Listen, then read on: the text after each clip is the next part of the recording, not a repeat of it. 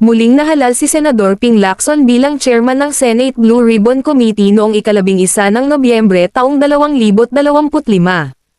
Ito ay matapos ang ilang linggong pagliban niya sa pwesto, nang mag-resign siya noong Oktubre dahil sa umano'y hindi pagkakasundo ng ilang senador sa direksyon ng investigasyon hinggil sa mga anomalya sa flood control projects.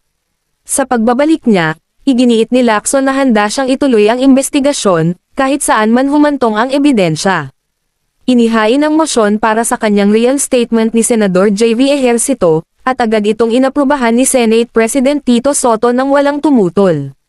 Sa kanyang pagbabalik, inanunsyo ni Lacson na ipagpapatuloy na ng komite ang pagdinig sa Biyernes ika-14 ng Nobyembre, kung saan sinabing may very important witness na magpapakita upang magbigay linaw sa mga questionableng proyekto. Kabilang sa mga planong ipatawag ang ilang personalidad mula sa Kamara, gaya ni na dating Speaker Martin Romualdez at dating Representative Zoldico, na umano'y may kinalaman sa mga tinutukoy na ghost at substandard flood control projects.